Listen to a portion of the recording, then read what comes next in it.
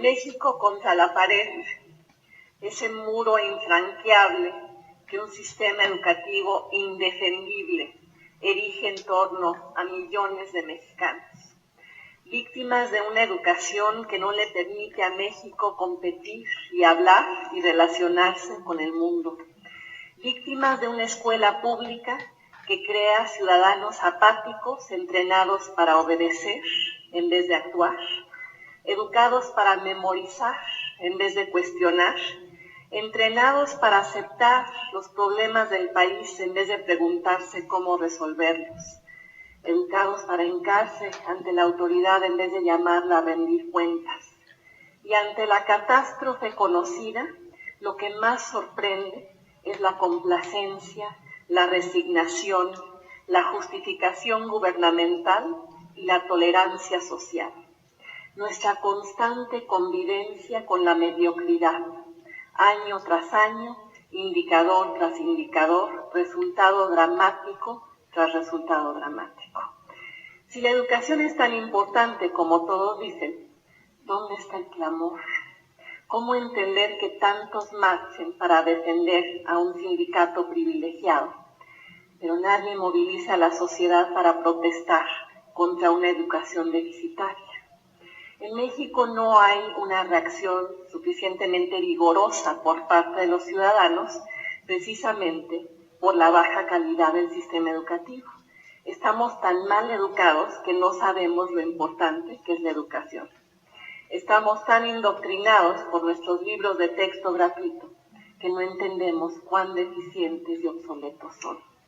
Por ello se aprecia que Mexicanos Primero elabore un reporte cargado de urgencia, una radiografía que debería ser una sacudida y un llamado a la acción, una convocatoria para comenzar a derribar la pared, una intromisión inteligente y atinada en lo que siempre ha sido nuestro, de todos, el derecho a la educación. Derecho cercenado por una historia de progresivo deterioro, por el efecto combinado de la inclusión tardía, la reprobación, la deserción, produciendo una generación herida en la cual más de la mitad de los jóvenes mexicanos están por completo fuera de la escuela, produciendo un país incapaz de construir trampolines para la movilidad social que permitan saltar de la tortillería al diseño de software, donde la escolaridad promedio es de tan solo 8.7 años, lo cual equivale tan solo a segundo de secundaria y se vuelve razón fundacional de nuestro desarrollo trunco, donde 43% de la población de 15 años o más no cuenta con una educación básica completa, donde 56% de los mexicanos evaluados por PISA se ubican, como lo decía David Calderón, entre los niveles 0 y 1, es decir, sin las habilidades mínimas para enfrentar las demandas de un entorno globalizado, competitivo, cada vez más meritocrático.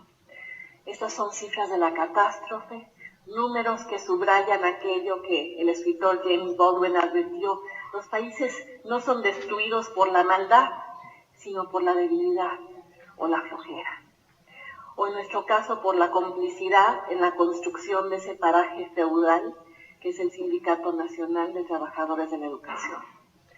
Paraje amurallado por el tipo de liderazgo que el Bester Gordillo tiene y cómo lo ejerce, por la manera en la cual está acostumbrada a hacer política y cómo retrasa su evolución.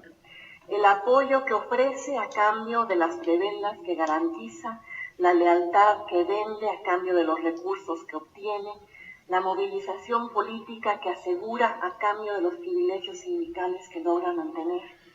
Sexenio tras sexenio, prometiéndole apoyo al presidente en turno para que no tenga problemas con el sindicato, para que no haya pleitos, ni movilizaciones, ni confrontaciones como las que hubo en Oaxaca o en Morelos.